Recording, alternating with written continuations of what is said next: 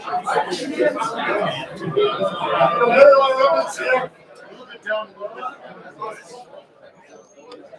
and welcome, everyone, to Wayward Wednesdays here at the Chili Line Brewery. Starting a little later than usual, getting our tech stuff set up. A whole lot of you showed up after all. We're going to be telling you some jokes tonight, as we do every Wednesday. We're going to hope that you pay attention to us. Don't keep going with your table conversations, because you know some of you are going to be up here later. You're going to want us listening to you. So anyway, my name is Million, and I'm your host for tonight. That's a weird name, Million. I realize that. Not a lot of people are named Million. My name's Million because I'm from Eastern Europe. Like any good communist, I was taught that Americans are obsessed with money. And that's a bit of a rude generalization, but then you think I spent 30 years introducing myself now to people. Hi, my name's Million, and they all go, oh, like $1 million? Million of fucking anything, man. What the fuck is it, you people? Jesus Christ. Pick a noun. Okay? Yeah. It's weird. It's weird being from from a foreign country. Like I never really felt like I belonged living here. Also, JD, could we do something about the music? Possibly. You got it. Sweet. Yeah, it's weird being from another country. I never really felt like I fit in as a kid. At this point, my preferred pronouns are we and us. You know, just so I can like feel like I'm a part of something for a minute. It's the strangest like. I never really, the first time I found like my group, my people, where I felt like I belonged was when I discovered weed in high school.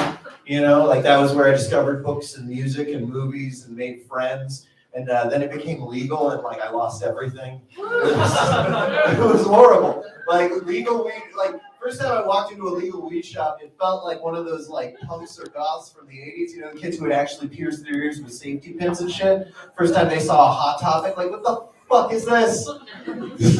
You took my whole culture, you took everything I've ever identified as, you turned it like into like if an Apple store listened to Sublime too many fucking days in a row and wore like a trucker hat with the brim flipped up and oh god.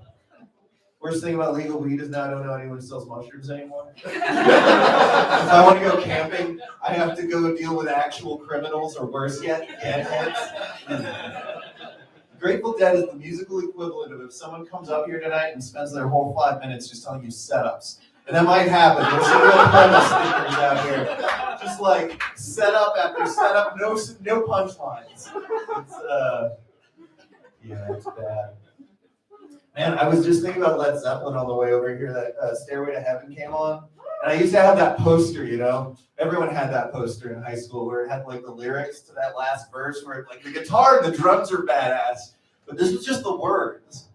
And if you get real high and you stare at those words, you start thinking, fuck is this song about? This is supposed to be like mystical, or as we wind on down the road, our shadows and to be a rock and not to roll. Like, doesn't mean anything. He was just fishing for syllables that rhyme with each other. I'm starting to think the entire history of rock and roll is just there to glorify like the history of boomers. You know what I mean? Like, you listen to that song American Pie cover, the last verse in that where he's like, I met a girl who sang the blues and I asked her for some happy news. Isn't that the most fucked up boomer shit to say to somebody? Like, hey baby, why don't you smile more? Maybe I'll tip you. Oh, you're so sad. Here's a list of things that make me sad in the form of a 7-minute song. Number 1 on there is how kids don't listen to real music anymore. It's like the national anthem of mansplaining. Worst. Oh man. Imagine how incredibly obnoxious and self-righteous John Lennon would be on Twitter if he was alive today. It's easy if you try. Yeah. Would we have canceled his ass by now in 2022? Would he be over? Would we found out how he like beat Yoko and like abandoned his first wife and kid? Would he be done? Or would he have gotten away with it like those pedophiles in Led Zeppelin? I just asked. Spend a lot of time like thinking about our old heroes. Like imagine you could go in a time machine back to like fucking King Arthur and just find out that he's just like an incel and that's why Guinevere left him. You know? Or like you go and you meet Mother Teresa and try and have a conversation with her about like trans people's rights. No. Or even about the rights of those like kids she was helping. She wrote some fucked up things. Go back to the 80s, dig it up. Or like going back to like 1911 to Tulsa, Oklahoma, Black Wall Street, and like seeing like this beautiful thing before it was destroyed, and finding out that all those people working in those shops on Black Wall Street were the same kind of greedy shitheads on like today's Wall Street, just like trying to make a buck. All right, maybe that joke doesn't have it. That's fine. You know what? You've heard enough from me. I'm your host tonight. My name's Millie, and here's how it's going to work. You're going to get about 5 minutes. The list is light, so I'm going to light you at 5, but that doesn't mean you have to stop. It means if you're starting a premise, finish up and get done. It's about a minute, but I'm not going to like time that minute. But please don't start something new if you just saw the light. And please keep an eye out for the light at about 5 minutes. We should all know how long 5 minutes feels. It's going to feel longer than that for some of you guys. We got a few first timers tonight, so please be kind.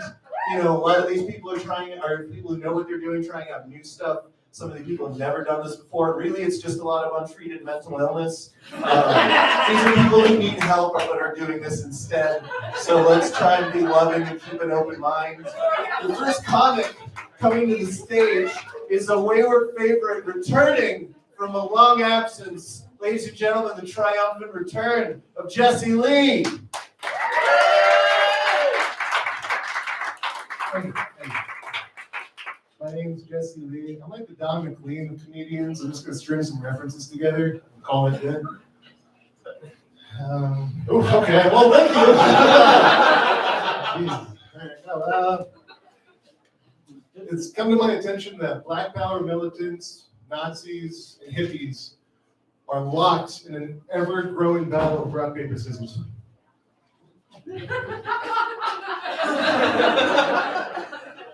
Who will win?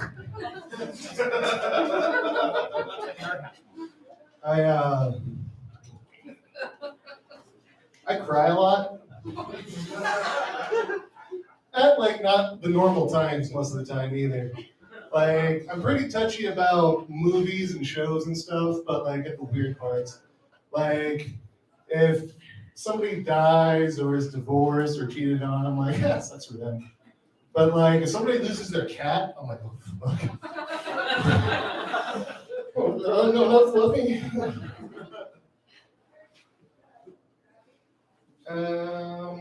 What else is good in my life? Crying healthily. I cry and then I masturbate. It's kind of like my ritual. I don't cry like after I masturbate. I'm not sad about that. I don't cry with the tears. I'm not weird. Right? I see later. But if I have sex, I'll still cry before and afterwards. But I won't masturbate. Because that's redundant.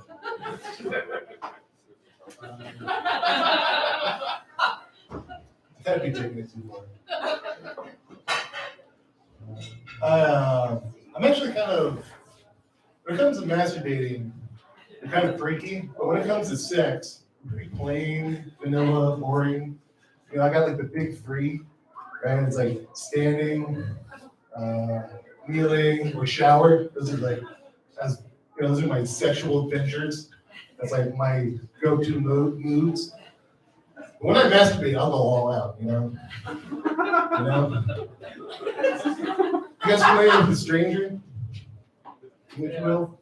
It's where you make your hands so numb, usually by sitting on it or sticking in an ice can or something, that it feels like someone else is doing the job for you, right?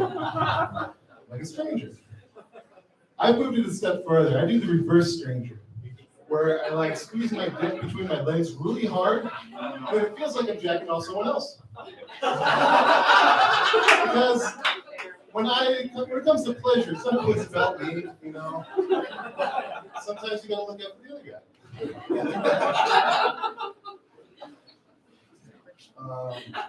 I drove as an Uber driver for a while. And I was great at conversation. And the hours were long, so I wasn't always feeling like talking, so I just played music and stuff. I had a gift for picking good music, but it always led to conversation because people would get in the car and be like, oh, I like this. What other music do you like? Because then I have to look at like the trip I'd be like, how long is this going to take? 7 minutes? Oh, you know everything. Yeah, it's whatever. Yeah, you hear that song on the radio? Oh, whatever. 20 minutes? Oh, let's get into it. I like everything except country music! Exactly! I like everything except country music. It goes deeper than that. I like some country. I like the Cash and the Hank Williams and the old stuff. There's some new stuff that's like dark and funky. I love it. I hate the stuff that has to explain that it is a song on the radio right now. It's a little too on the nose to be, it feels kind of surreal at a point. You're listening to a song and it's like, hey, turn it up, it's Friday night, get drunk, hop on the truck, fuck your girl, all right, everything's cool. I'm like, slow down, song, okay? It's Thursday morning and I'm not feeling it. I heard a song that called out truckers on the satellite radio. I'm like, I really can't relate, but I can see you're trying really hard to like nail your niche there. Saying if you're listening to me and you're driving into the truck and it's the XM radio and it's 3 o'clock at night and you can't see any other cars on the road, then you feel me. You feel me. Buy my album. I like music a lot. You guys know the Billy Joel song Piano Man, right? Yeah. I have a strong suspicion due to the timing of the song. It was written about a real bar. And like who he is, you know, young white man, early 70s, late 60s. I can't quite remember the exact timing. But I think he wrote all of that about a gay bar, and he had no fucking clue. There's one woman in the entire place, and it's the waitress.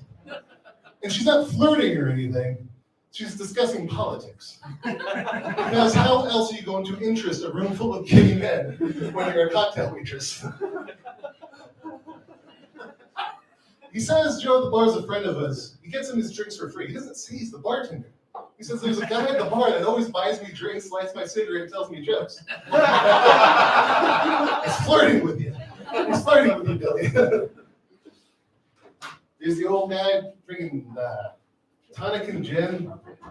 I mean, not to be like 90s like, but that's gay. You don't call it a tonic and gin. It's a gin and tonic. There's a guy at the bar. He's a real estate novelist, whatever the fuck that means. Sounds like code for interior decorating. And he had never had time for a wife. Probably because he's talking to Davey, who's in the Navy.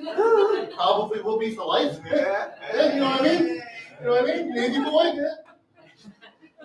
Hanging out at a bar with a bunch of old dudes. Let's try it. Okay, yeah, that's fine. That's fine. Jesse, yes. What you picked up, but now that it's established, everyone has to do jokes slamming the premises of old classic rock songs. So by the end of tonight, I want to hear about why it is that a guy named Rudolph wrote that song, Rock You Like a Hurricane, when we all know that no one named Rudolph has ever rocked anyone like any kind of weather pattern ever.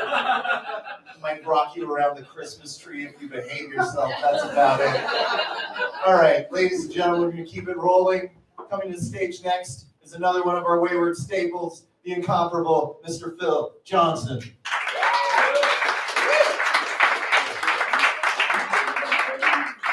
All right. My name is Phil Johnson. It is nice to have you here. Everybody doing all right? You doing all right? Up on the stage yet? I mean, it's nice to have you with me. I've been struggling today, and like to have the kind of backing that like you literally have my back. That's great. I'm appreciative.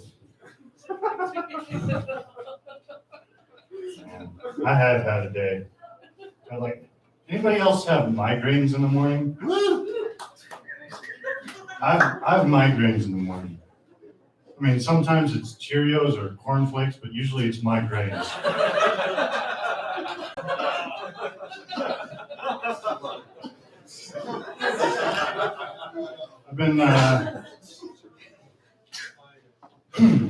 I've been really glad that there's not been too many superhero movies lately. Because like a few's okay, but they're like lice, you know? Like a few is fine, but once people start noticing, I don't really get the superhero movies. Like who is this Superman? Does he show up on time for things? Does he have no lice? I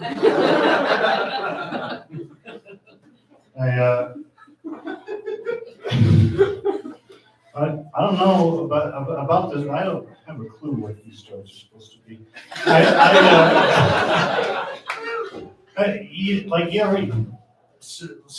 Superman's a punk.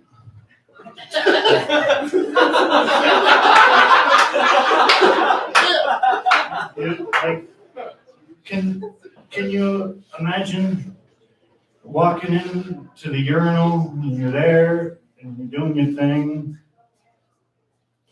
Okay, you can do this. You got it this time. Nobody's looking. Just do it.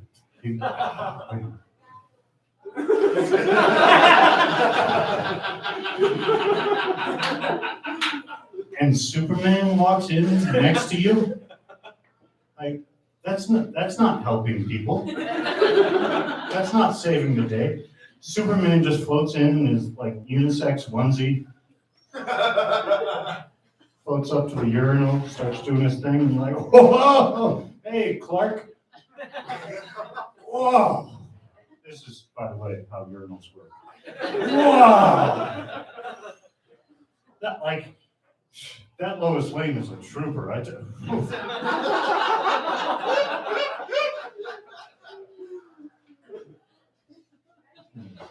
You know, he's a super duper pooper.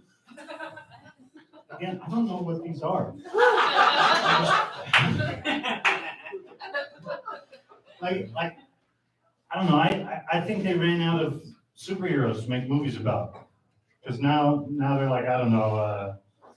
There's a guy, he swims real good. That's a super. He's a good swimmer. He's the main. We'll call him Lifeguard Man. He tries harder. That's on him. You know the superhero I'd like to see is Practical Man. Yeah, Practical Man. Practical Man. He's on time for everything. Has never lost his keys. Oh, does he wear a cape? No, but he's got an extra sweatshirt in the car if you need one. Practical Man.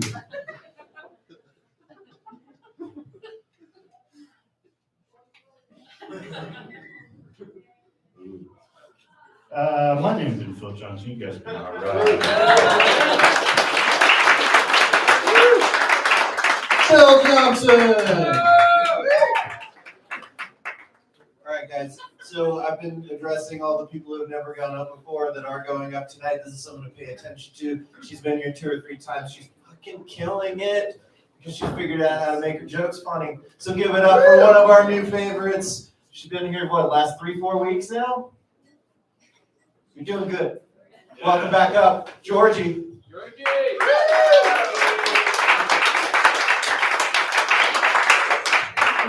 Thank you.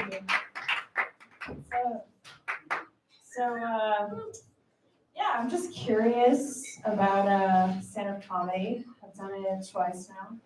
I could be doing anything, but I'm doing this. I don't know, is it like external validation that I'm seeking? Friends? Sex? Maybe, I don't know. So is the logic if I make people laugh, then they'll like me. And then if they like me, they want to get to know me. And then if they want to get to know me, then we could just hang out and make cookies. But I'm going to try some field work. So I'm really curious about why do you do comedy? Can I ask you why you do comedy? It's fun. It's fun, I okay. didn't have any other options. Okay. What about you? Why do you do comedy? Oh, because this is like, I really didn't have any other options. Okay. Playing it cool, like, has nothing to do with, wanting people to like you, right? All we've got.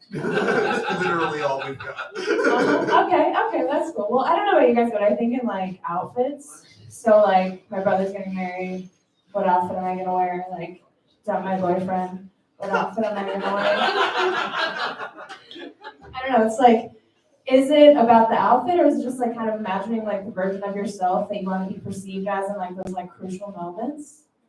I don't know. I was just like thinking about that. Like when I win the Oscar, what outfit? And then again, it goes back to this kind of like sexual undertone. I'm just gonna be honest. Like, I like think about like, oh, what outfit would I wear to host SNL, and then like what outfit would then be taken off of me afterwards? I don't know. It's really interesting. I don't know, because like being a performer and entertainer, you're like putting yourself out there. So I don't know. I think a lot about my like image and stuff, and like why you present a certain way. So yeah, I guess that's just what I'm thinking about lately. I've been working these past few weeks, so I've missed these Wednesday nights. I've really missed them. I've been working on set as a boom operator. You guys know that Sade song? Boom operator. Yeah, that's me out there in the desert swinging a pole. I have a lot in common with strippers in that sense. Know how to work a pole. Yeah, it's hard work. It's fucking brutal. Yesterday, almost got knocked off my feet by the wind because the boom caught a breeze. So that's cool. And I just love, everything about it. Like I get to work and people are like, "Oh, so are you cast?" I'm like, "No, I'm the boom."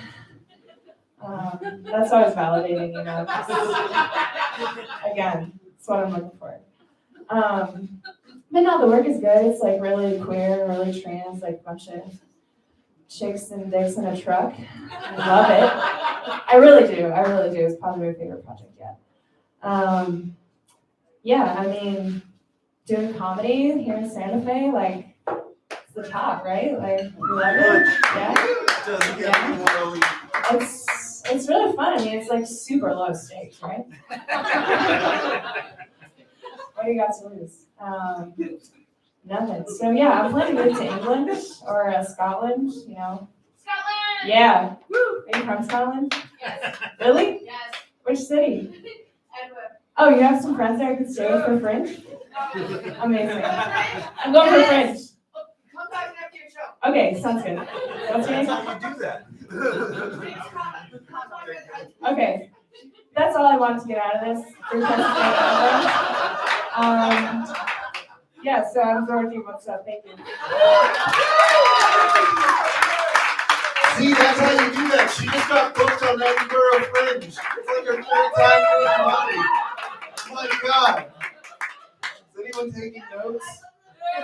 All right. So next comic coming to the stage is only going to tell the truth from beginning to end. I don't have a joke for his name. No. Give it up for Mark Lies.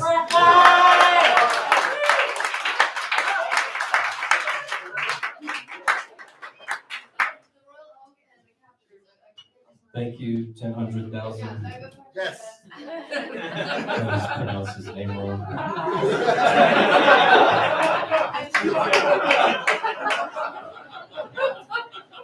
I don't eat for several hours before I come on stage because it's important to stay hungry.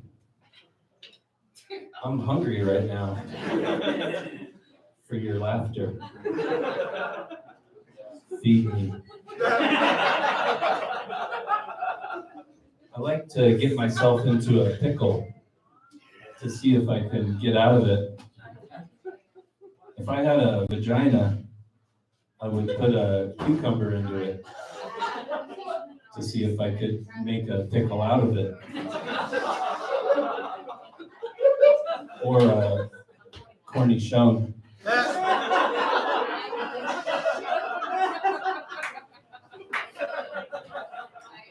I'm looking for a new girlfriend. It's gonna be really hard to replace my current one. She's really special. She has cybernetic enhancements that allow her to shoot seltzer from the palms of her hands. And I love seltzer. What's wonderful about it is she can control the temperature of the seltzer with her mind. And there's nothing quite like a warm jet of seltzer for bathing your lover's genitals. But I don't have to tell you that.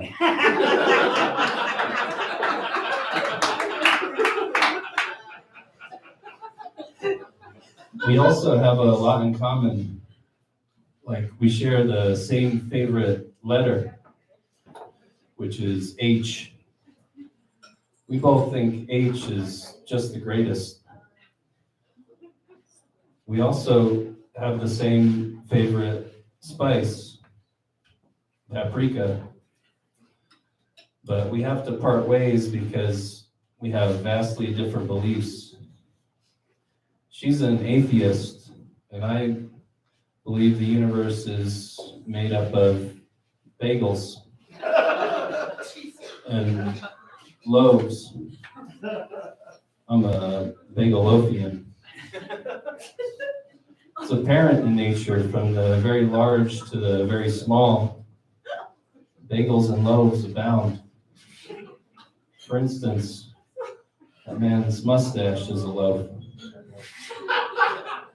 My eyebrows are loaves, while my eyes are bagels. And my nose is 2 bagels at the end of a loaf. The universe itself is a bagel, an everything bagel, and as well as the sun, moon, and earth. And upon the earth, there are many smaller bagels and loaves. Bagelophianism began in ancient times when people started baking bagels and loaves. And they finally had something to compare everything to.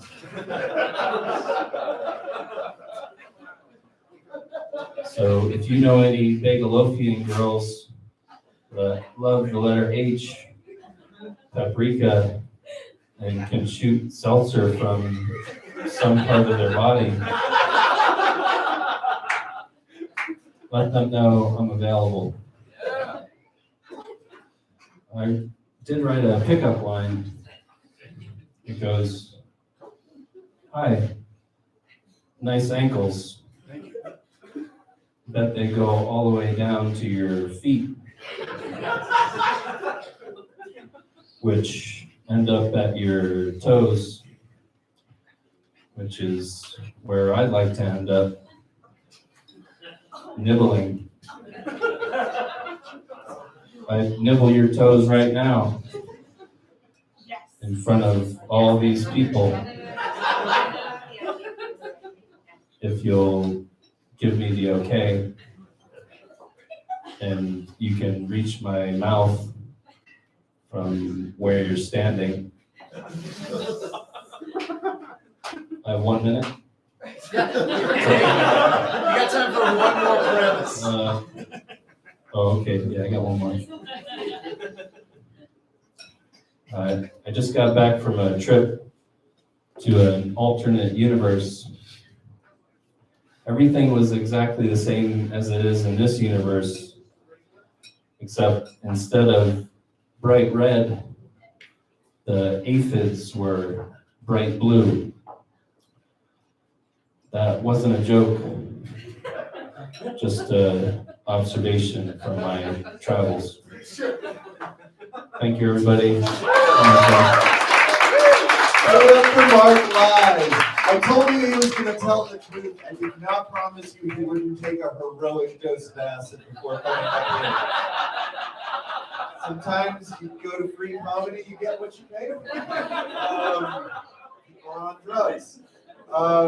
Fuck, who did I tell? Oh yes, I'm sorry. So next, we get to partake in a special ritual where we watch someone do stand-up comedy for the first time in their lives. It's generous and each starts to a hate speech. Whoever wants to tackle him gets to tackle him. Through this window, if possible. Just kidding. He seems like a nice guy. Give it up for Adam Britton.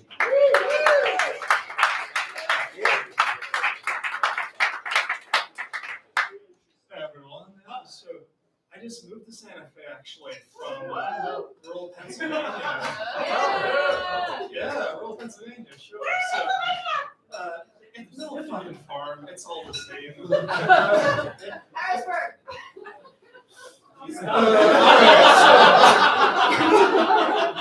So Santa Fe is pretty different than rural Pennsylvania, and rural PA you can kind of say whatever you want as long as you speak in like the right code. Like my grandmother would, whenever stuff wasn't working, she'd say shit like, "This cotton picking remote needs its battery changed." And I really didn't know what that was. I was like 11, and no one explained it to me. I just thought maybe back in her day, when you wanted to procrastinate or were lazy, you picked cotton. I don't know. But I picked up that it was when things didn't work and you were lazy. So she was never like, "Hey, this whole cotton picking thing, don't just sprinkle it into conversations. Keep that in the house." So I was in school. We were doing like a thing where you read a chapter of a book and then you all answer questions together. And one guy who probably did not read the chapter of the book, he was not doing anything. And I don't know what I said to him, but I definitely characterized him as a cotton picker. So he calls the teacher over and asks me to explain what I've said. And I feel like I am in the right here. I need to defend myself. And I say, he has not answered a single question. He's going to get the same grade as all of us, and he's just sitting there expecting us to put the work in. No one was offended because it was an all-white school, but so it was fine.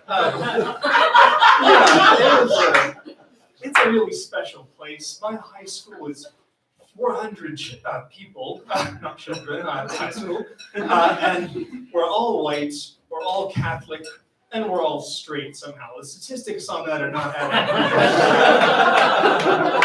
If you look at what happened in my high school, though, you'd be led to believe that Catholicism is really good at curing homosexuality.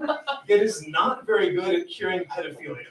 God works in mysterious ways, but, you know, I'm woke now.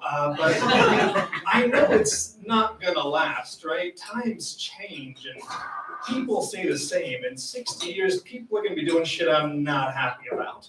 Like, my granddaughter's gonna bring home, like, a cyborg as a boyfriend, and I'm gonna be like, all right, so I saw you hanging out with cyborgs. They're a really smart humanoid race. They got a good work ethic. They're up and coming.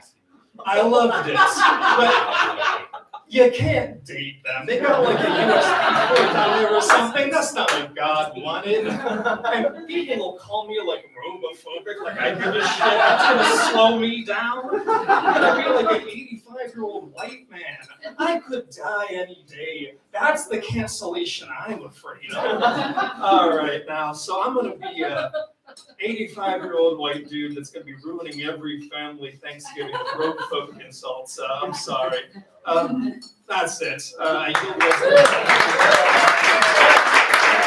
You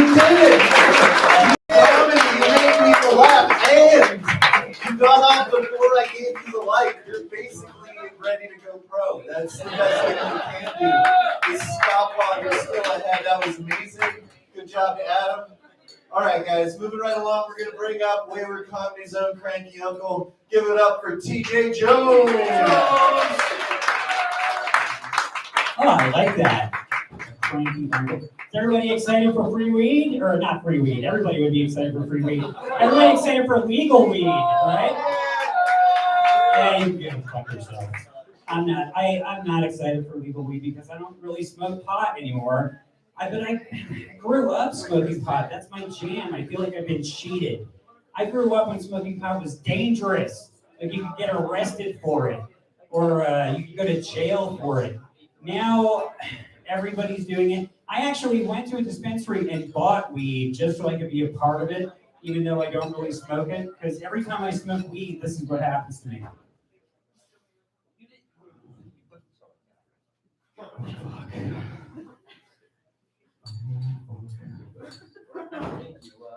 It's so hot in here. I don't know what to do with my arms. Maybe if I just stand over here. Fuck, no, that's not the right spot. I'm just gonna sit down here for a second. Oh, fuck. Okay, come on, get it together, teacher. You're gonna be okay. You're gonna be okay. Just let it go. Just let it go. Let it go. Let it go. Yeah, I mean, it just doesn't work for me. Every time I smoke weed, I get trapped in this hellish nightmare, trapped with this person that I don't like, me. And but I have been trying to smoke pot recently. My favorite thing to do when I smoke pot is this is gonna sound so irresponsible. I love driving by myself on the highway while listening to music. And because you know how pot makes music or it sound much better than it really is. And I'll be driving along just thinking, oh man, this is so great. It feels like I'm driving a fucking spaceship or something. And then the music is so good. Oh fuck, I just missed my turn. God damn it. If you like pot, do not stop smoking it, okay? Because if you stop smoking it, it becomes fucking terrible. It's terrible. One thing, you know, like your kids, not my kids. I'm never gonna have kids, thank God. That was the best choice I've ever made in my entire life. I mean, can you imagine me as a parent? You know, if my son or daughter were to come home from school saying, they're being mean to me at school, they're bullying me, and be like, look, Grandpa already taught you how to use a gun, so just get out there, be somebody. That crazy old fucker. Our kids are never going to know the pain and misery of having to sit in a dirty hippie's house, waiting over an hour for him to measure out an eighth of weed while he plays you yet another one of his shitty demo tapes. Okay, they're never going to experience that. Are y'all excited for summer? Summer's coming. Yeah, you can go fuck yourselves. I am not excited for summer, mainly because I don't understand the men's fashion choices during the summer. Like, men should not wear shorts, okay? First of all, that's the first thing. And then flip-flops. Flip-flops, come on, it's so disgusting. It's like, I saw a guy riding a motorcycle the other day while wearing flip-flops, and I just really hope he gets his legs chopped off. If you are a summer person, I get it. If you're a sun worshiper, I get that because it actually exists, you know? But if you think the sun is a good thing, then I suggest you go outside and stare at it for a little while, okay? I'll show you how good it is. Okay, so this is all untested stuff, folks. I'm really just trudging through this. My parents are insane. I'm 50 years old. My parents were in their 70s and they're completely insane. I grew up in what I thought was a liberal household, and they have just completely become like typical 70-year-old Fox News watchers. They absolutely hate government, but what they really hate are liberals and Democrats. Guess what I am? Yeah, and but it's weird because I love them. They're my parents. They're great people. I see them all the time because I live next door to them because I'm a convicted felon. And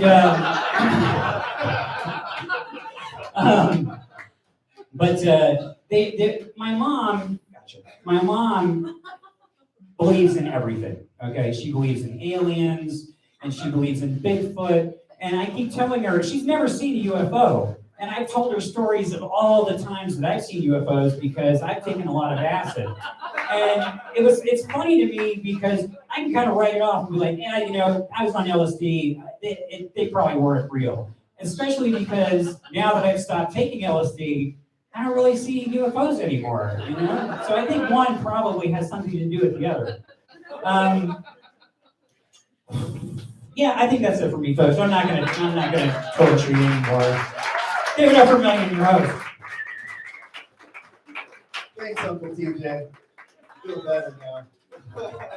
All right, guys. Coming up to the stage next is, oh man, I was gonna come up with a weird thing for this guy too, but he's kind of indescribable. You'll understand in a few moments. Give it up for Mr. Ryan Lawless.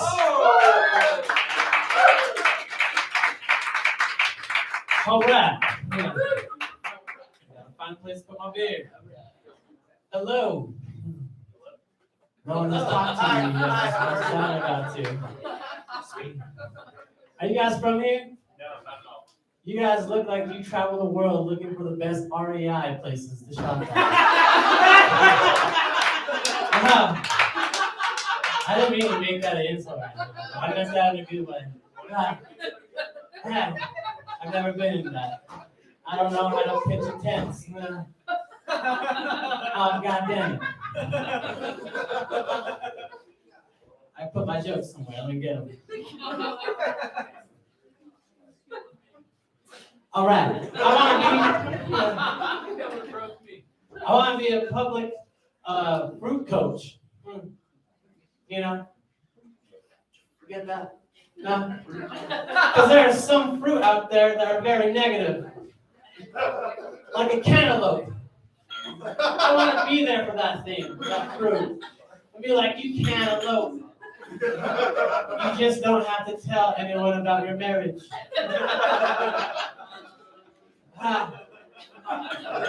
There was layers in that one. All right.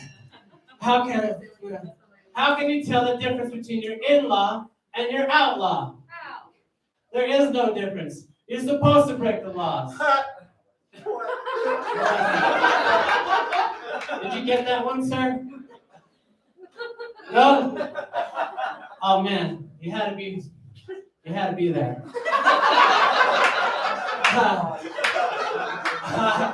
Okay, I'm doing good, I think. I think a midwife is a girl who's good at starting things, but is bad at finishing them. That's why. All right. Because there's a little bit of toxicity there. I get it. Because they're stuck in the middle. All right. Let's keep it going. Yeah? All right. I used foil the other day for my garden. It does not work for good foliage.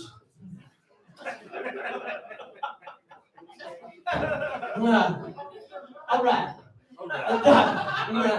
A doctor asked if I had any scar tissue left. And I said, I pulled out a napkin or tissue out of my pocket and I ripped it up and I said, be prepared. You didn't get that? Lion King, bro. Scar line right there. That's some good shit. That was a golden line. You guys. All right.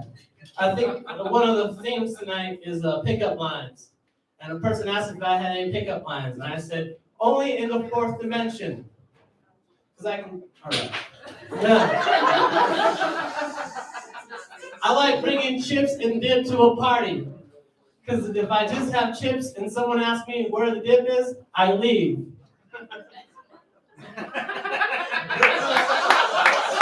Thank you. You get that one. All right. A person asked me if I was ordered. Are you ordinary? And I said, only if my name was Nary and I ordered something. Yeah. All right. Yeah, that was a good one. Yeah. A person asked me if I had ever been T-boned. And I said, Only at a restaurant. When I have enough money. All right, my name is Ryan Wallace. Thank you, everybody. Ryan Wallace. Ryan, right here. See, didn't I tell you that? Like, I've been very honest about what you're about to see every time. I don't know why I was laughing, but I was laughing too. That's the thing. Ryan's amazing, but I don't know what's funny about it. I can tell those jokes and get you to laugh. Here we go. All right, guys. Coming up next to the stage is another one of our favorites. You know, he doesn't come to like the meetings and the partings and the cult stuff. But he's here every week, so you know we consider him a parishioner. He'll probably get sacrificed to the comedy god at some point. Give it up for Thomas Pacheco.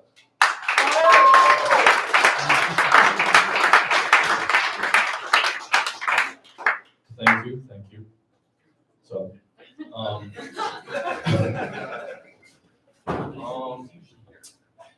you guys know, when a girl's not wearing a bra and you can tell, and you can kind of like see her nipples, well, not really her nipples, but like her nipple outline through her shirt.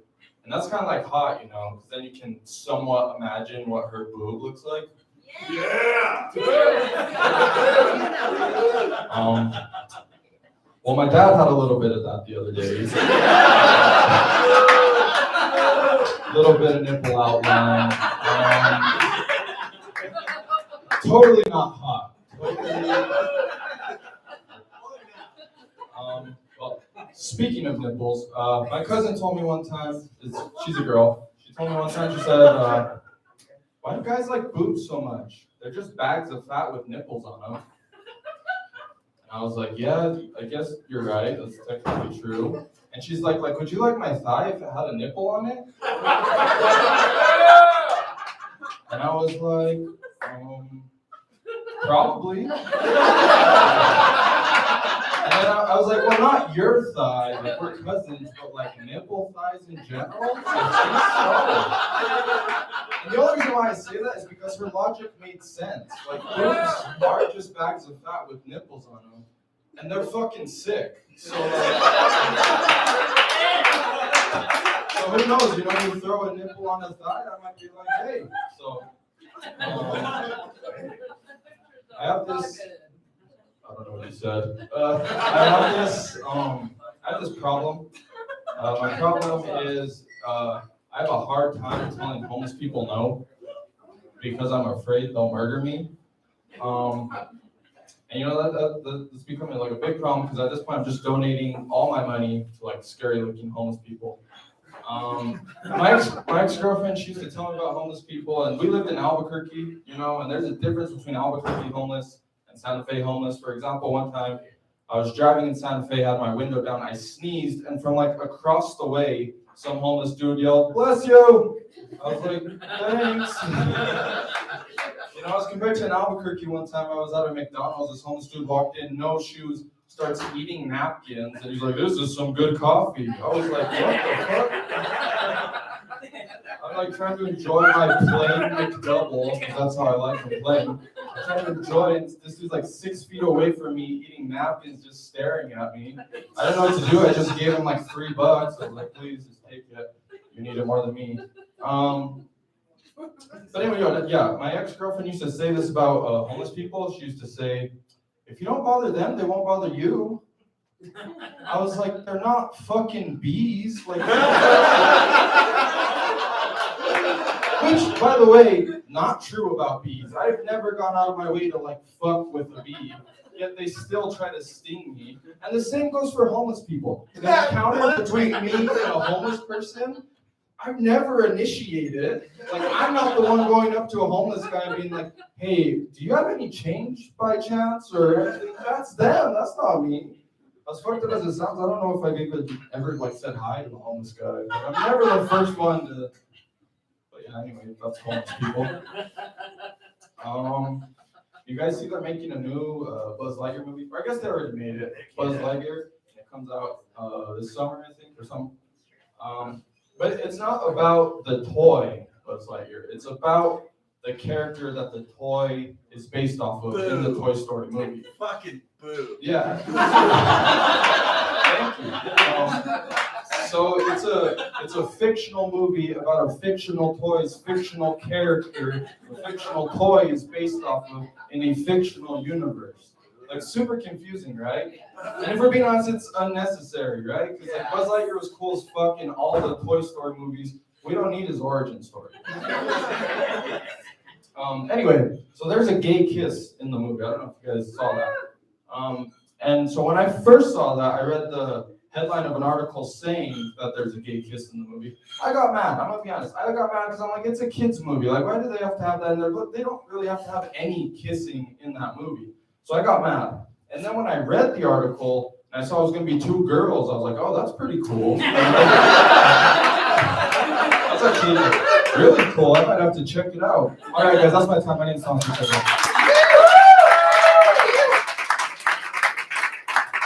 Yeah, time to check it over. Double standards in the punchlines. All right. Come up next to the stage. One of our every week favorites. She comes out constantly. She's very funny. Give it up for Mitten. Get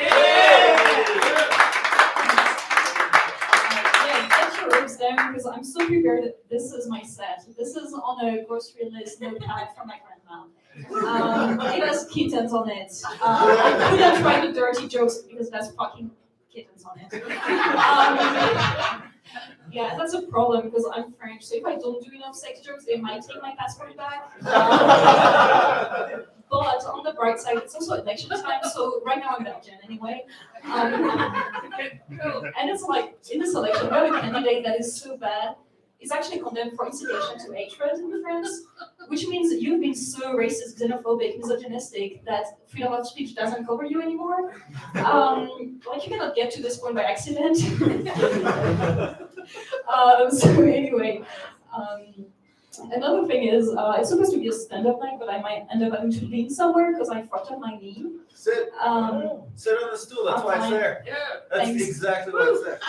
Yeah, I just feel like the energy's not the same. And like, I'm gonna fall on the stool. You gotta be grouchy now, but that's the only difference. Yeah, I'm gonna, I'll try it, whatever. But anyway, moral of that is if you have a friend from LA and she tells you, let's go to this animal movement class, it's mindful, run for your life, don't look back, never go there. I kickbox several times a week and that's how I fucked up my knee.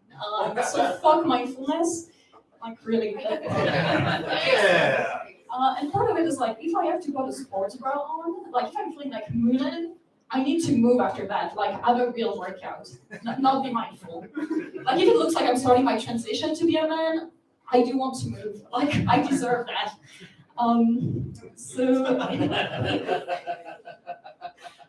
Yeah, I'm slightly concerned that none of the girls will actually have to put a bra on. I'm laughing at that, but only guys. Like, I feel like that's more relatable for the older half of the audience. But whatever.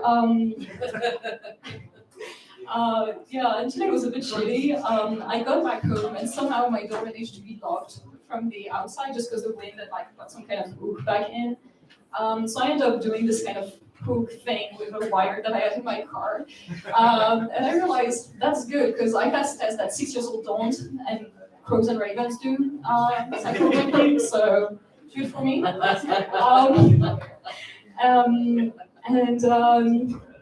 Yeah, I have a couple of other things. So yeah, it's kind of shitty when you're figuring out your set at the same time you're on stage. I'm not sorry for that. So there's one thing, like some people think that like sexual orientation is a choice. And anyone who knows my dating history and knows I'm still bisexual and not lesbian knows it's not a choice, obviously. There's another thing, which is like, you know, some girls after you have sex with them and they sleep over have like their makeup all melted. It's not really my case because I don't put much makeup on. But my hair is special in the morning. Like, it has discovered new dimensions. Like, it has spent the whole night in the wolf. Like, I have ninja hair in the morning. So that's another kind of surprise. So the last thing is I got back home, so my parents, and you know how parents like tell you everything about how everyone they know in the neighborhood has their life together, like they're pregnant, have kids, buy a house, all that shit. And I'm like, yeah, I'm making inappropriate jokes pretty much every Wednesday. So I think I'm winning there. Yes, you are. Oh yeah, get it up for Mitten. I don't know about you guys, for me the highlight was when she said, keep her hands. I like accents, I don't know, this is fun for me. Hell yeah. Give it up for your next performer, the one and only Wayward Comedy Original, Evan Gill. Oh. Keep going for your host, Million. I'll get it, ladies and gentlemen. Crushing as always. Should we just start with this? Just start with the whole thing, drink it in. You got a great view right here. I kind of look like I feel like I look like Wooly Willy, you know? But like only half of the magnet dust is my beard and the rest is my eyebrows, you know? Like, I know I look like if you pulled my string, I would just say racist catchphrases like, I love Morgan Wallen, or like, stereotypes exist for a reason, or why is there no White History Month, you know? I look like an extra from American History X, and I don't mean to, it's an accident. I actually am half Jewish. Funny enough, the bottom half. Hey, this guy knows what I'm talking about, right? I'm half Jewish.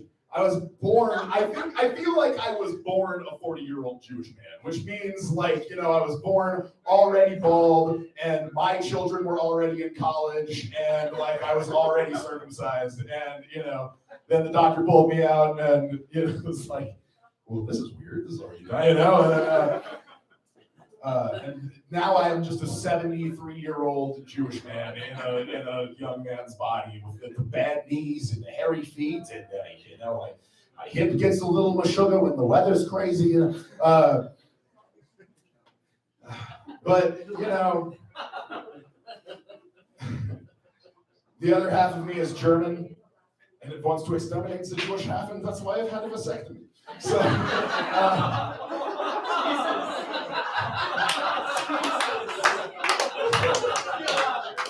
My grandma would really hate that joke.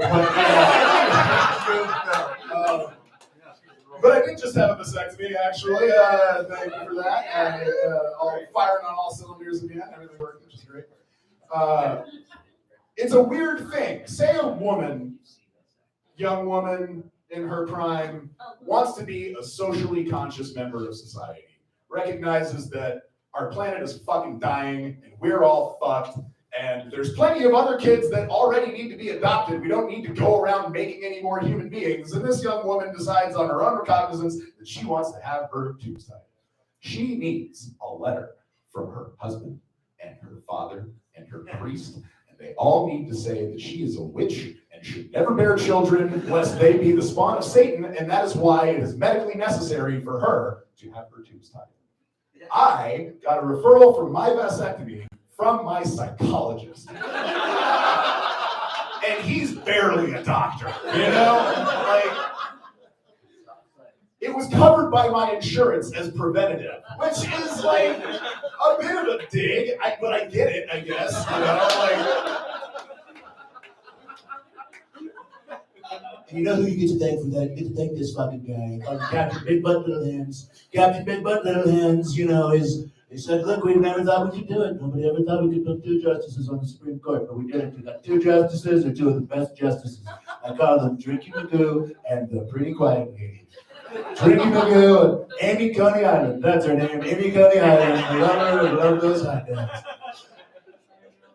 Oh yeah, now women have no rights, gonna take away all the rights. it's true, it's gonna happen. I'm sorry. Well, we have Ketanji Brown Jackson now, so there is a little bit of hope. Hopefully. I don't know. I don't have a joke for that, but it's just absolutely true. And fucking these people drive me absolutely insane. I also have depression, which isn't any fun unless you say it like you're a British hip hop rapper, you know? If you go, oh, Mike, that track is mental. That's mental illness, you know? Like, then it sounds kind of fun. You're like, yeah, this is cool, sure. I have depression. which they say isn't contagious, but I'm clearly bumming some of you guys out. I'm sorry, I didn't mean to. I call it, like, sometimes it just feels like I'm stuck on a radio station and I can't change the channel. I call it tuning into K-Fuck Radio. You're tuning in to K-Fuck Radio, bringing you the top 40 ruminating thoughts that make you want to dance yourself off a bridge. Hey girl, I'm gonna die alone. Tune in to K-Fucking Stream, bringing you the top 10 ruminating thoughts that make you want to beat your head against the wall. Crawling in my skin, my life's a Linkin Park song. You're tuning in to K-Fuck Public, reminding you that the public is really the most obnoxious thing. That's KFUC. Can't deal with it. Let's take a word from one of our sponsors. Evan, this is your father. I just wanted to tell you I can send you some more money, buddy. You're going to be just fine. I've got a friend with a temp agency in town. We'll find you a job. It's going to be great, you know? Bienvenido a Radio K-Fuck. Radio KFUC. Que bueno. Radio 0.0. Tú es un puto, tú es nada. K-Fuck Radio. I also have a great sports announcer voice, which is dumb because I actually don't know anything about sports. But it would be fun if for like things that I know how to do, like parallel parking, right? Like Albert sees a spot, it's on the right side of the vehicle. At this point, all he needs to do is get the vehicle in line so that his rear bumper is in line with the rear tire of the front vehicle. Oh God, he's got perfect position. Now all he's got to do is unroll that turn, perfect 45-degree angle. Look at that execution. Oh my God, he's in the spot. He didn't even need to pull forward. This is amazing. Or fucking. Wouldn't it be fun for fucking, you know? Like, well, Evan Galbert's stepping up to a contender, the hot chick from the bar. No bookie would have ever put money on this matchup, I tell you what. He's just coming off a week-long suspension on antibiotics, doing a little, working off an injury from the clap. But looks like he's got the defenses worked down really, really well, and they're down. The panties are down. He's got 6 lined up. They're all covered. He's ready to make an attempt at the goal. And what is this? Oh my God, it's over. It's already over before it's even begun, folks. This is incredible. What a disappointment. Oh, but wait, folks. He's on his knees. He's on his knees and on the mound. He's not going out without going down, and that's what makes this kid a contender. I'm Evan Galbert. Thank you so much. Galbert. That's what it's about, ladies and gentlemen. Sometimes you pay nothing for comedy and you get fucking jokes like that. Here's the thing. I haven't said this tonight yet. I didn't want to get you guys in your head, but you're an amazing fucking audience. This is probably one of the best crowds we've had here. In a long, long time. You're all attentive, you're all funny, you're all listening. I love it. And you know that Beatles song, You'd Love to Take You Home With Us? Like, I wouldn't, but if you misbehave yourself right, this next performer definitely might. Give it up for Lucas Corvada. Hello. Give a hand to all the comics tonight. Yes, it takes balls to get on stage. In my case, they're tucked. It's the truth. And they say, new jokes are like new dicks. It's the truth. You gotta work them consistently so you get used to them. And old jokes are like old dicks. You use them until they don't work anymore. And then you've got Viagra. I know I dated an old man. I'm living with an old man. I am. He's so old, he danced around the kitchen table naked. I'd have to tell him, put some clothes on. This isn't strip bingo, Grandpa. He and I both moved in with my parents. Him to avoid living in the nursing home and me to avoid from working there. Oh God, and Grandpa was confusing me for my sister, so I grew facial hair. Now he confuses me for my mother. Oh God, that's time is chick, and he was blaming the cat for peeing in his bed, but we caught him peeing in her litter box, so we don't know who to believe. We are proud of Grandpa. We are. He packed up walking about a month ago, and we haven't seen him since. Oh God, I remember those days. All right, so, comics, I would say, why do you bring up your notes? Well, I bring up my notes because I have taken so many shots to the head, I can't remember anything. I don't know if I have cataracts or chlamydia anymore. Ah, fuck it. You know, the pandemic has been so hard that I lost a boyfriend. I lost a boyfriend. Well, I really didn't lose him. I tied the fucker to the recliner and he got away. Oh God, the first time my mother saw me wearing heels, she asked if I was turning into a transformer. My dad yelled, "No, honey, he's turning into a Decepticon." Oh, the fuckers watch way too many movies. Yeah, whatever. My mom wanted me, you know, now that gay marriage is legal, she wanted me to get married and have kids. I finally had to tell her, "Mom, gays are not meant to have kids. We're meant to swallow them."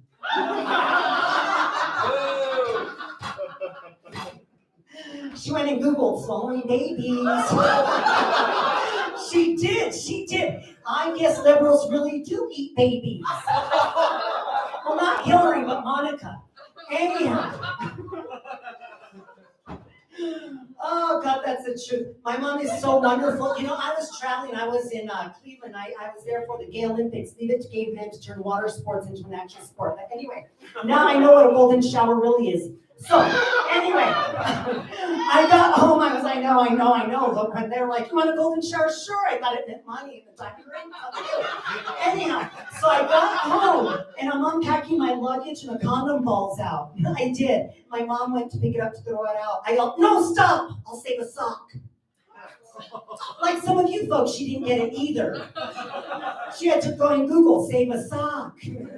She comes back 5 minutes later. "I hope you're not using your dad's socks." Are you fucking kidding? He's got athlete's foot. You think I want chocolate too? That's the truth. And when I was in Palm Springs, so this is the truth. I lived in Palm Springs for a moment. I dated an old man. And here's the thing, Palm Springs and Santa Fe are very similar, except in Santa Fe, I am still a baby. In Palm Springs, I'm a fetus, but who gives a fuck? Anyway, so I was dating a guy in Palm Springs, and he had a foot fetish. I think he lost his virginity to a sock. But anyway, he didn't want me to walk anywhere except to his mouth. He had foot and mouth disease. Yeah, you think comedians have it bad, gays have it so much worse. Anyhow, he bought me a wardrobe to match his. It consisted of flip-flops and G-strings. We were going out one night for dinner, and he said, "Hey, hon, can you dress more like me?" I thought, what the fuck, does my cock ring not match my butt plug? What the fuck's going on here? Okay, so this is the joke. So I'm going to be performing in Las Vegas, not New Mexico, Las Vegas, Nevada, where the hookers have teeth and wear heels. That joke has gotten me 2 speeding tickets in New Mexico, so you can use that, folks. Anyway.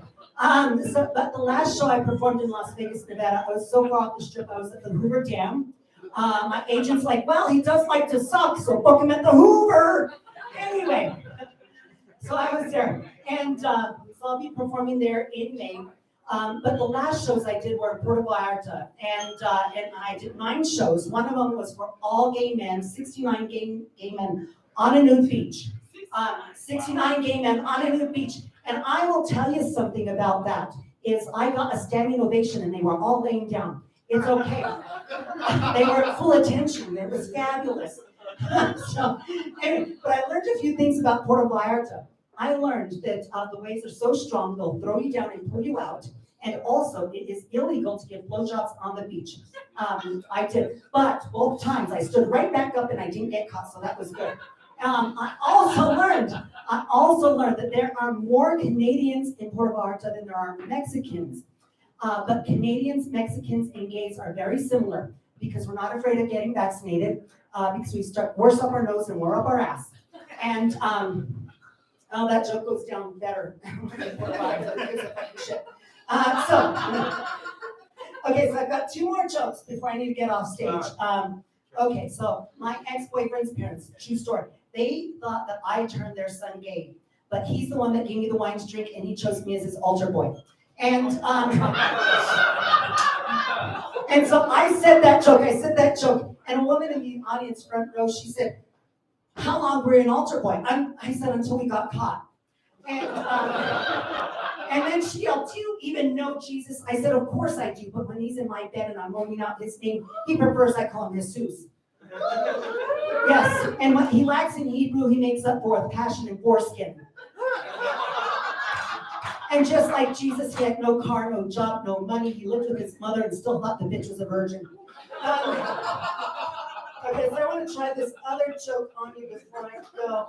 And this did happen. I was in Isla Vista in UC Santa Barbara. I was there for Halloween and I dressed as a dominatrix. I had 5 straight guys hit on me at the same time. I told them, all of them, that I was a guy, and one of them said, well, if you're a guy, where's your Adam's apple? I said, it's small and hidden, but I've got something else small and hidden that I can show you. Now they believe me. And now I know what it's like to ride a train, all 5 of them at the same time. There were a few derailments, but everyone got off safely. So you guys also drive home safely. Thank you so much, Caitlin. Thank you, Lillian. Give it up for weekends. All right, folks.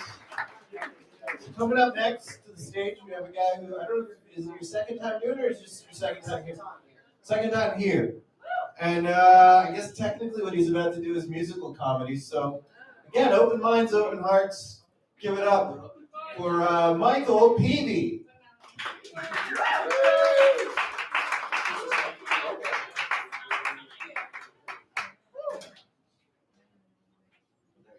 Thank you.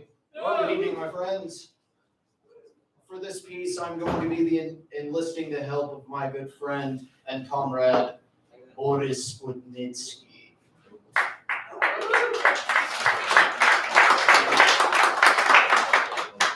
Fuck you, Amerikanskis. So I've been in Texas for a week, and I've been getting so high since I got back because I've been smoking that Delta 8, and it's bullshit. It's a placebo. But I'll tell you more about my beloved home whenever I get to writing more jokes about it. But I will tell you this much about my upbringing as a young lad. Everybody thought that I was crazy. And I wonder why that was. So, and it probably didn't help that I was legitimately kind of a special ed kid. I had Asperger's syndrome. So effectively what that meant was that I was normal enough to take regular classes, but they still didn't really know what to do with me. And guy, after years later, he's all like, oh yeah, Michael Peavy, man, we thought you must have been on a permanent acid trip, bro. And Chandler, well, I thought you were just stupid. And so my friends and I, because thank God, praise be unto Allah, I had friends that were just as weird as I was, and we would perform this song impromptu in the hallway. Hit it, Boris. Remember when you ran away and I got on my knees and begged you not to leave me because I go berserk? You left me anyhow, and then the days got worse and worse, and now you see I've gone completely out of my mind. And they're coming to take me away, haha, they're coming to take me away, oh, hee, haha, to the funny farm where life is beautiful all the time. Now they're having to see those nice young men in their green white coats, they're coming to take me away, haha. You thought it was a joke, so you laughed. You laughed when I had said that losing you would make me flip my lid, right? You know you laughed, I heard you laugh. You laughed and laughed and laughed, and then you left, but now you know I'm utterly mad. They're coming to take me away, they're coming to take me away, oh, to the happy home with trees and flowers and chirping birds and basket weavers who sit and smile and twiddle their thumbs and toes. They're coming to take me away, I cooked your food, I cleaned your house, and this is how you pay me back for all my kind, unselfish, loving deeds? Huh? Well, you just wait, they'll find you yet, and when they do, they'll put you in the ASPCA, you mangy nuts! And they're coming to take me away, they're coming to take me away, oh, to the funny farm where life is beautiful all the time. Now you have to see those nice young men in their green white coats, they're coming to take me away, to the happy old trees and flowers and chirping birds and basket weavers who sit and smile and twiddle their thumbs and toes. They're coming to take me away, they're coming to take me away,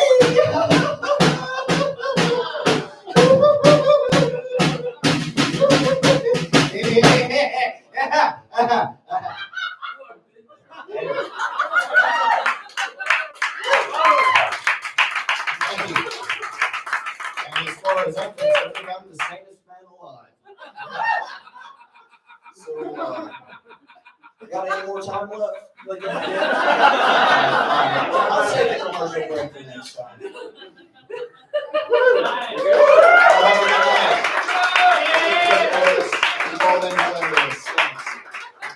Wait, when you can't take the drum, it's like school, you have to bring it up for everyone, so everyone else gets it. No one's hitting it to you. I know how expensive those are. Hey, it's fine, you can sit there. You can put it away. All right, folks.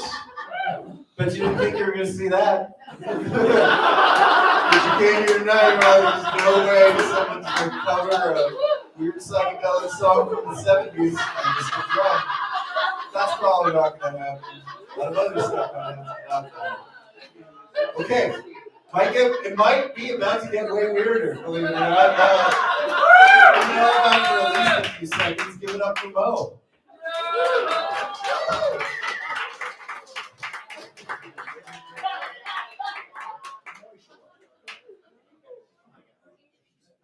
My name's I get into a lot of sort of random conversations with people. I went to the Starbucks the other day. I got my stuff. She asked me anything else you need. I said, meaning of life. And she says, look, we're fresh out, okay? You can try back tomorrow, but we've been having a lot of supply chain issues. I don't think this is the right place for that anyways. He says he needs help. I'm waiting on it. Just be patient. I thought you meant right away. That's why I say. You know, this guy's not depressed. He's got multiple personalities. I never knew about his voices. And this, you know, what's up with the funny farm? Like, what's so funny about No, I get into these random conversations. So I was walking down the street in New York, and this guy was walking behind me, and he had this very strange instrument. I couldn't figure out what it was. It was kind of skinny on the top and kind of big on the bottom, and so it did have a string. It had one string, and so I just stopped and I said, like, what is that thing? So he tells me, he says, this is berimbau. This is from Brazil. So I said, wow, Brazil? I think like you play the strings. You hit the string with a stick. I said, wow. He says, look, all day long in Bahia, beautiful girls on the beach, dancing to the rhythm of the berimbau.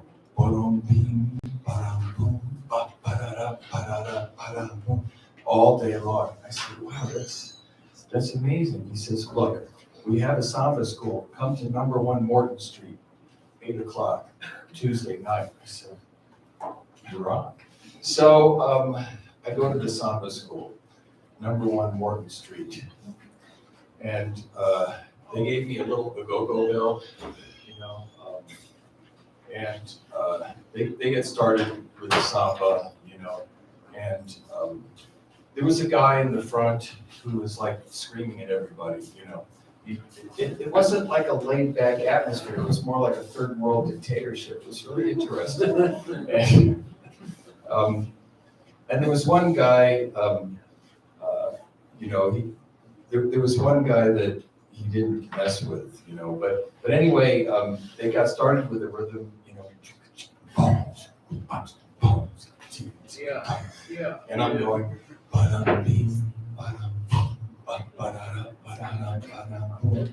And he's like, what the fuck are you doing, man? And I said, just playing the go-go bell.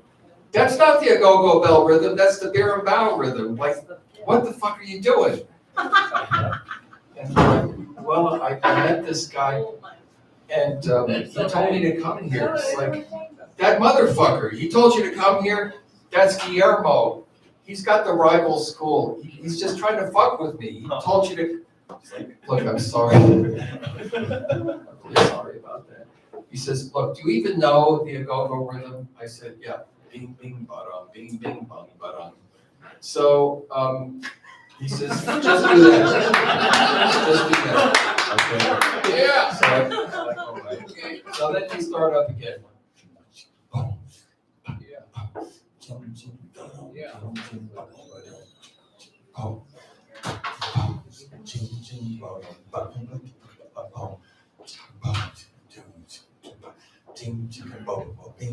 What the fuck are you doing, man? And I said, I'm playing the go-go rhythm. He says, no, you're not. I said, look, I was getting a little loose with it. This isn't fucking improvisation. This isn't jazz. This is fucking Brazilian samba. You just play your part. That's what you do. That's all you do. That's my little samba story for you. Oh, wait, I had one more thing. I had one more thing. Could you hold it for just a second? So, this is a Brazilian instrument. It's called a guicha. Yeah, buddy. And, Yeah. it sounds like monkeys having sex.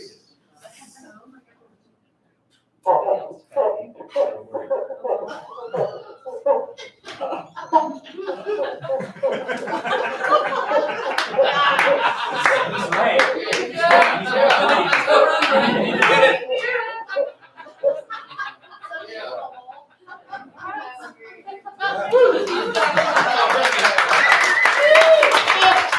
See, musical comedy redeemed at Wayward Wednesday.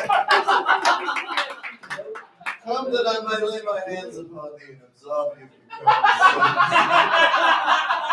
All right, guys.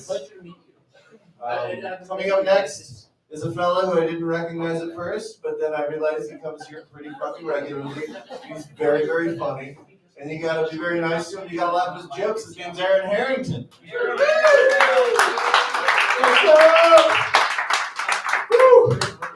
I have a confession. I'm a total adrenaline junkie. I'm actually only here right now to get a fix. Oh, here comes that sweet, sweet adrenaline hit that only performing stand-up can provide. Woo! Yeah! But why? Why am I adrenalized right now? I'm not in danger. Only in danger of humiliating myself. But somehow my adrenal glands think, public humiliation, that's just as bad as dying. So weird. Kind of reminds me of bungee jumping. Because bungee jumping is the scariest thing I've ever done, and actually the safest thing I've ever done. Because I went bungee jumping in New Zealand, and it was the first ever commercial bungee jump site. So they've been operating for 34 years without a single injury or death. I mean, I bet in this bar alone, more people have been injured, maybe even killed, than jumping off that bridge. So, like, I learned this statistic as I'm getting ready for the bungee jump, so I'm not even nervous as I walk out onto the bridge, and they take my weight and ask, "Oi, you want to dunk your head in the river, mate?" Hell yeah, go big or go home. Good on ya, that's the spirit, mate. And so they turn a dial and strap my ankles together and strap the bungee cord on there and ask me to hop out to the platform. And that's when shit got real. Because even though the bungee cord is securely attached to my ankles, it's going straight down off of them, so I can't even see if it's there. And like, as I hop out to the platform, I'm like, oh shit, I'm gonna fall. Oh shit, that's why I'm here. I'm not even depressed. How did I come to this? Like, every instinct in my body was like, red alert, situation does not compute. Abort mission. But my mind was like, 34 years, not a single injury or death? I like those odds. I'll bet it all on hearsay safety. So as this battle is going on between my mind and body, they're counting down like 5, 4, 3, and I jump on 3. Why did I jump on 3? Because I knew that if I waited to 1, I would chicken out. Like 2, 1. Oh no, now it's awkward. Do you guys want to count down again, or should I just jump now? Oh, fuck this. But I did jump, and it's insane. Like the ground just goes like this. Whoop! Like absolutely terrifying. Like it felt just like I hoped it would feel. Like plummeting to my death. But then the bungee cord took hold, and I actually slowed down so slowly that I actually just watched the river slowly approach, and I even had time to think, they must have miscalculated. I don't think I'm gonna reach the Oh yeah, I forgot to mention, this was the middle of winter, and the water under the bridge was glacial melt, so cold. The only reason it was liquid was that it was moving so fast. So when my head hit that water, it just spiked the adrenaline rush higher than I've ever felt. Like, hands down, the biggest adrenaline rush of my life. It was like literally committing suicide and living through it. And but it was as safe as standing here right now. Definitely safer than driving. Like driving is insanely dangerous, and like a ton of people die every day doing it, and yet none of us are scared of it for some reason. We've all been doing it since we were kids. But if you put somebody from the 1800s in a car going 75 miles an hour, they'd be shitting bricks like, holy shit! What, are you okay, dude? Oh my god! Are you controlling us right now? Yeah, dude, I'm driving. What? Oh my god! How can you think this fast? We're gonna die! And that's actually the appropriate response. Like, it's insane. But, like, we all take it for granted, and while we're, like, hurling ourselves around at high speeds and heavy machines, we text, tweet, post, look at ourselves in the mirror, take a selfie, get a blowjob, which is safer than jerking off because a blowjob's hands-free, so it's I guess if we commuted by bungee cord, we'd get blowjob while bungee jumping too. Now that sounds fucking terrifying even for me. I'm Aaron Harrington, and I'm an adrenaline junkie. Give it up for Aaron Harrington. And you guys, give it up for these folks right here who spent their entire date night sitting on the stage, terrified someone was going to talk to them. And it didn't happen until just now. No, it's okay. All right, so we're about to share another special moment together, all of us in this room. And we're going to welcome a fellow to the stage whose friends are all here supporting him. They better fucking stick around for the 3 other people going after him, because you're in this deep, just might as well hang out. Give it up, ladies and gentlemen, Mr. Ethan Ortega.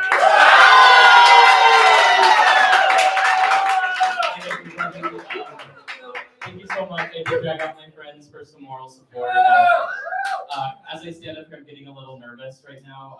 It's not because I didn't make any notes or plan any jokes out in advance. It's because I think that I forgot to zip up my bag. And I'm pretty sure that I did, but I'm not sure. And I would ask you to check. Okay, that's pretty lot. Good. So, my name's Ethan, and I'm a Taurus. And I may not look it, but I'm also a big old bottom. No, I'm just kidding. I'm actually verse. But really. So I am queer, and that's actually my husband back there in the back. He's the cutie in the mask back there. And we've been married for 6 years. Yeah, can you believe that? 6 years. That's really long in gay years, right? Like, that's a long time. And we're getting to that point where we're kind of tired of having sex with each other. Like, raise your hand if you're tired of having sex with your partner right now. What? You guys are lying. You guys, be honest, guys. Be honest with me. Only one person raised his hand, and if he's tired of having sex with his partner and they saw that, I'm pretty sure they'll have an opportunity to have sex with someone else after they break up. So my husband and I were really competitive with each other. And so like I got a new job, he had to get a new job that was like $10,000 more a year. And then I applied to a PhD program, he had to apply to 5 PhD programs. And so, you know, speaking of like being tired of having sex with your partners, we're queer, so we get real creative. So we, you know, explore like pansexual or polyamorous relationships and being open. We're not like straight people who just cheat on each other and lie about it. And so, you know, our sex life has been like kind of going with COVID. And so, you know, when COVID's really bad, like our sex life is really bad too, because we don't trust any of you fuckers doing anything. But then once it gets better, we start exploring. And so this happened the other week. And we were actually both going on work trips. And so we decided to just have a sexcation. Have you had a sexcation before? Yeah, and so since we're so competitive, it turned into a competition. And it was super toxic, like emotionally and physically. And you know, we were like, okay, we don't want to know what each other's doing. We don't want to know how many people you're having sex with. We don't want to know what you're doing. But then we both got sick. And so we're like, oh shit, like something's going on. And it's like, well, how many people did you sleep with? Well, how many? And we start like counting it up. And the thing is, I lost the sex. But I did win some chlamydia.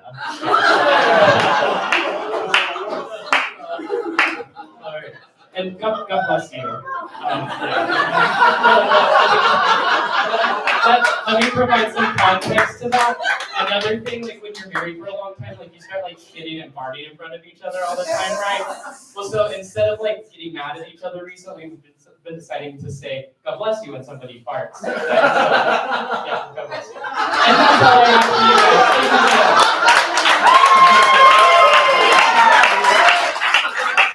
you guys. Ethan Ortega, everyone. Ethan Ortega. So, are you guys? You're all having a great time. We have 3 comedians left. That's 15 minutes of your life standing in front of you. For those of you who are standing up, getting ready to go. 15 minutes you can spend with your new family, laughing and enjoying yourself with 3 of my closest friends. I would love to tell you.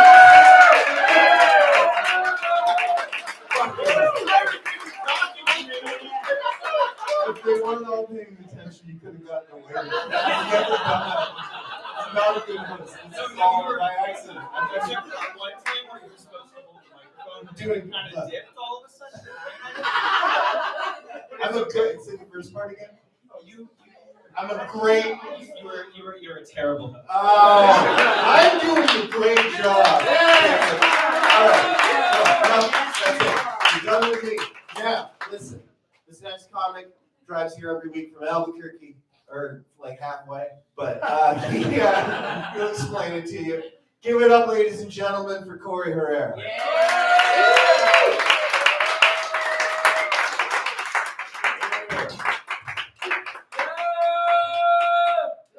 Oi! How the fuck's everyone doing tonight? You guys good or what? Came all the way from the reservation, you know? Fucking 2 stops for gas it is here. How's it doing in Santa Fe? You guys good or what? Yeah. How we doing over here, love? You doing good? Yeah, you guys here you guys here together tonight? No.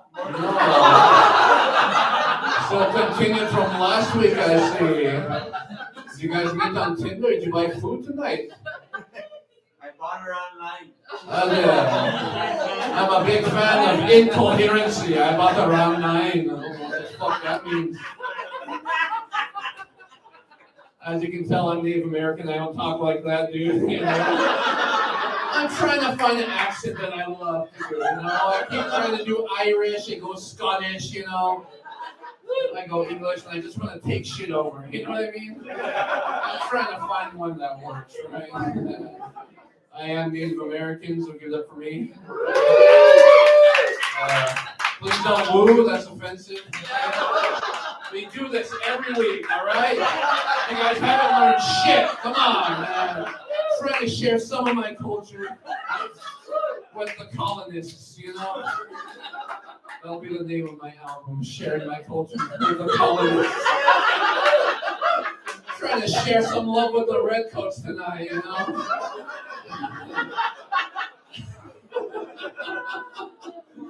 That was funny. That was great. I should just end it right there. Start on a high note and end on a high note, you know? There you go. Very nice. So I come from a family of famous artists. My grandma is a very famous turquoise, jeweler. I think that's what it's called, you know? My uncle is a very famous storyteller. So I wanted to keep that tradition going, you know? I want to be an artist too. So I tell dick jokes to strangers. Trying to sell that on the plaza, you know? That's $4.50 for the dick jokes there. I'm really trying. I'm trying to be an artist. I can't really tell if my paintings are abstract or if I'm just a bad artist. You know what I mean? I came up with a new plan. So this is what I'm gonna do. I'm gonna take a blank canvas. You know what I mean? And just call it white power. That was stupid. That wasn't a joke. I'm gonna take a blank canvas, and what I'm gonna do is I'm gonna paint famous arts. I can't even fucking talk right now, dude. That adrenaline, you know. I'm gonna take famous pieces of art and paint it on a wall in my painting, you know. I'm gonna put my own adaptations to it. So I'm gonna paint the Mona Lisa with some cholo eyebrows, you know. Now it's even more mysterious and kind of intimidating. You know? All right, applause for that one. Very nice. I'm not even finished, dude. That's just one. Very nice. I'm gonna paint a picture of the screamer, and next to him the food bill. You know, provide some context. You know, the last painting I want to do, I want to paint a picture of the girl with a pearl earring. I love that painting. You know what I mean? But I'm gonna do my own adaptation. I'm gonna do a girl with a pearl necklace. You know? Yeah. Yeah, that's all I have for that. Okay, so death. You guys think about death at all? Yeah. The only time I think about suicide is after I bomb a crowd. You know what I mean? Okay. A little too real for some of the comedians who bombed. That's fine, dude. I've been doing a lot of research about death, and one thing that really particularly interests me is like people who've had like near-death experiences, people who were actually clinically dead and came back to life. You know, that's you. Yeah. Did that happen to you or what? Woo! Did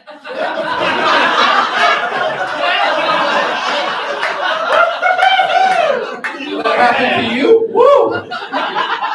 I'm offended. Please don't woo. That's a good question. Did you have a near-death experience or what? Yes. Yeah, tell us about it, man. It's public knowledge now. Which one? Are you going through one right now? Yes. I'm glad you made it out. Thanks for coming out, man. You know? That's very awesome. Lucky to be here. Yeah, man. So, like, one thing that I learned about, like, near-death experiences, people, like, say that they have two different experiences. One of them is that they say that they see a light, just like the one he just shined to, you know? I think they're really quick. I could not have planned this to go better, dude. So, like, the two experiences. Is it? All right, man. Please interrupt so I can finish this. Yeah. All right, so people say that they see a white light that's very peaceful, you know? Another group of people said that they just saw black and darkness, you know what I mean? But I feel like it's really the same experience that they're going through. It's like the first time you heard Michael Jackson, you know?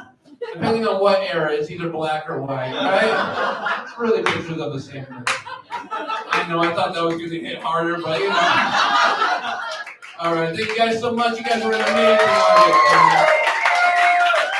Corey Herrera. I'm telling you guys, this is all free. You pay for drinks. I mean, like, some of these people you gotta pay to like see tell jokes. Corey's one of them. Like multiple times every month. Hit him up on Facebook or his website or whatever. Dude's all over Albuquerque here. you can like pay to see him tell better jokes than us. I'm sorry. Okay. It's all good. I'm on a fucking roll, dude. I'm running with it. No, shut up. Actually, no, keep clapping because coming up is another Wayward favorite who I had to bully into being up here, just like I had to bully these people in the stadium. Just like I'm bullying all you into listening. Thomas Cabildo. Tomas. Fuck! Tomas Cabildo. Fuck! Every fucking time. It's Tomas. Tomas. Thank you for Mo coming up. He talks like my grandpa does after he died.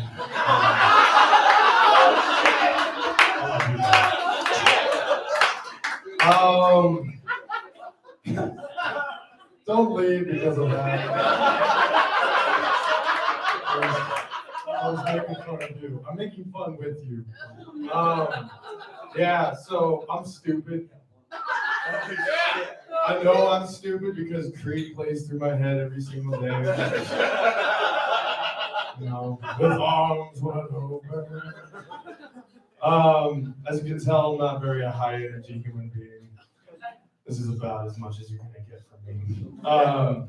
No, I've been dating again recently. Yeah, I know, it's rough. It's rough. Imagine talking to this while you're on a date. How are you doing? What do you do for work? No, I went on a date off of Hinge, and on her profile she said she was queer, and I didn't know how to respond to that because she obviously went on a date with me. I was like, so is that just like a weekend thing? Like, obviously you're with me, the straightest fucking human being you could possibly see. I mean, look at me. I'm wearing plaid with a hoodie on it. Like, there's not much more than that. How you guys doing? Awesome. I was looking at like other people before, and they were all like right here. Like, I'm glad I don't have to fart right there. But, yeah, bless you.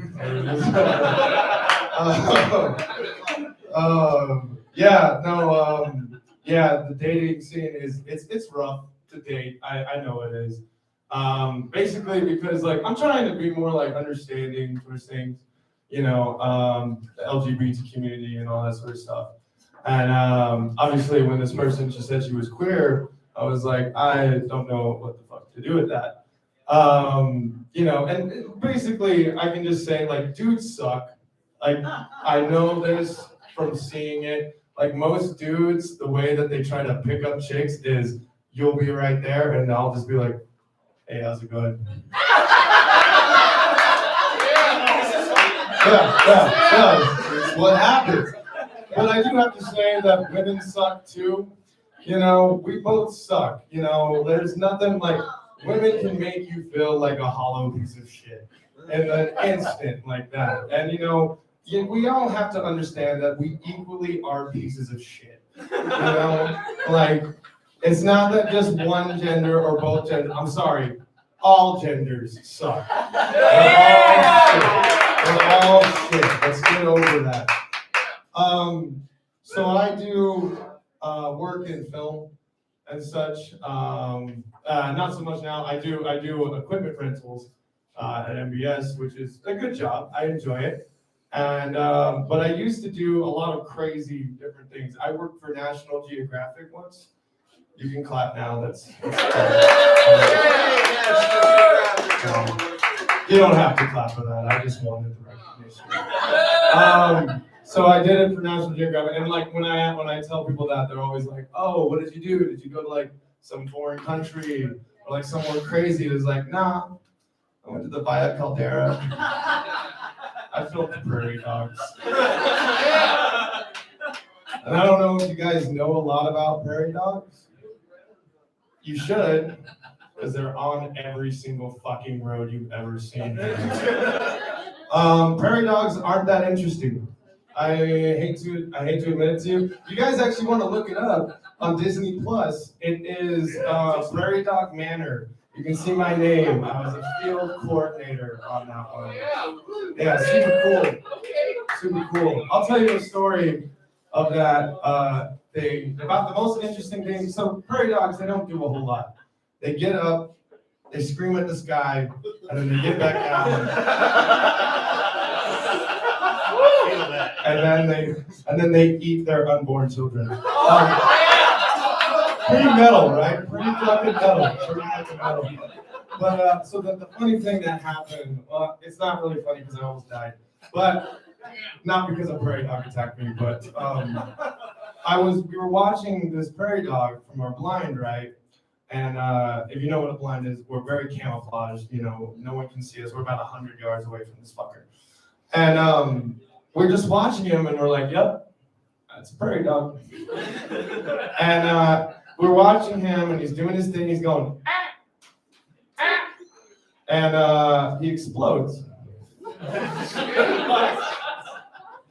And we looked at each other, me and my camera guy, and we're like, "Oh my God, prairie dogs have guns now."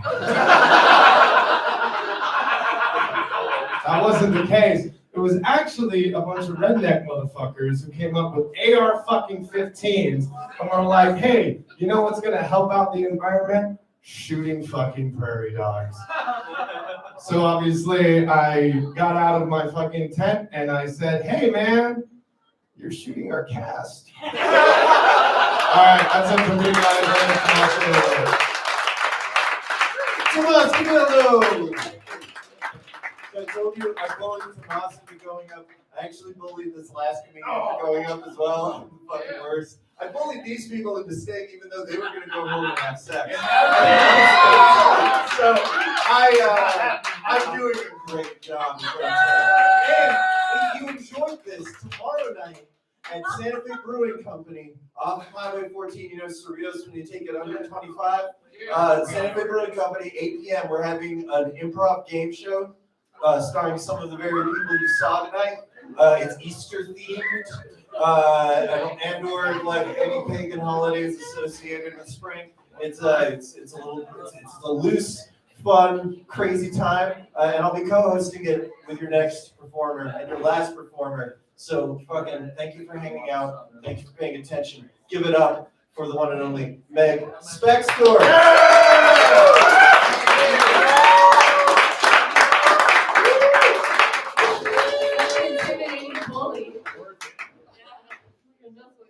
Hey guys, I'm Meg. Something that's never happened in my life before happened today. I got a raise at work. I know, it's never happened before. I'm a millennial, that doesn't happen. Like statistically, we're like 99% more likely to have friends with benefits and jobs with benefits, right? Or friends with jobs. Aaron mentioned earlier bungee jumping. The only time I ever saw anyone bungee jump, I was on a ferry, and apparently there was bungee jumping on the bridge that the ferry passes underneath, but no one told me that. So we passed underneath the bridge, and a man just jumped, and I went, "Oh God!" and no one else reacted.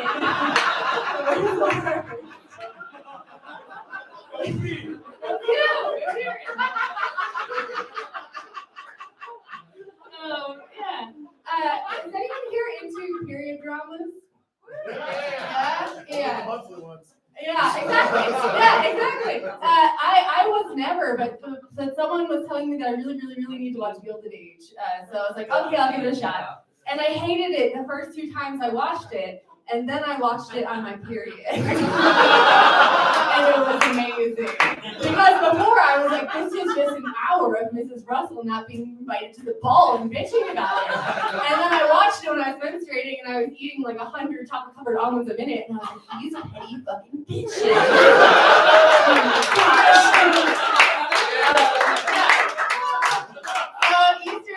Easter is coming up.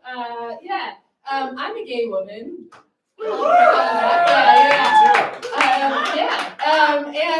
So God hates us, but Easter loves us. Easter loves us because besides killing God, the main things that Easter are about are wearing pastels and having a nice brunch. That's the best holiday there is. I fucking love it. But yeah, but Easter in general is not my favorite. I don't like Easter. I don't like going to church on Easter anymore because I don't like spoilers. I hate spoilers. I walk in and they're like, God, Jesus is risen, and I'm like, I didn't finish the book yet. I don't want to know how it ends. No, I get Easter though. I understand Easter conceptually because I'm a woman, right? So I get Easter, like wine is sacred, giving away your eggs is good, and I'm used to waiting forever for a man's second coming.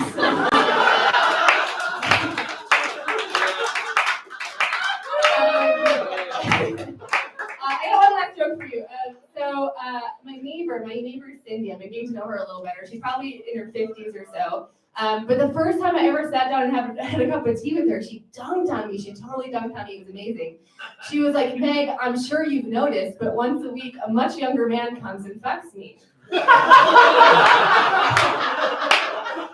I was like, Cindy, I'm sure you've noticed, but every other day I lure the neighbor's cat into my house with a slice of deli ham and we cuddle for 10 minutes. So we're both getting what we need here.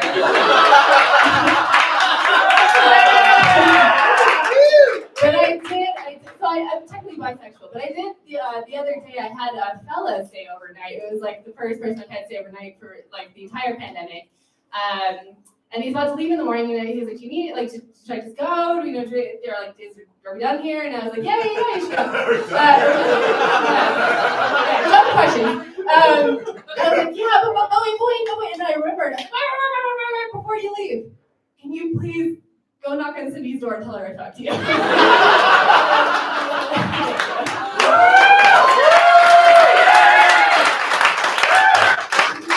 Next story. All right, so you just sat through like an hour and 45-minute long comedy. Yeah. So you all owe each other a beer. I think you're still taking. No. Guys, thank you all for hanging out this whole time. Please come again soon. Yeah, every Wednesday we are here. We were coming tomorrow night. Santa Fe Brewing Company, 8 p.m. Meg wrote and will primarily host a show about Easter. I will bully people in costumes. And then a bunch of the comics you saw are going to do improvised answers to Easter-themed questions. And then May 6th, you get to see a bunch more of us and a few other Albuquerque comics. Is Corey, are you on the May 6th show? Yeah. Tumbleroot, I'm on it. A couple other of us, there you are. Yeah, there you go. A bunch of us are on there. Tumbleroot May 6th, tomorrow night, Santa Fe Brewing Company, 8 p.m. God damn it. Order a beer or drink it if you feel like you can still operate a car safely after that. And then have a great day. Bye-bye. Woo!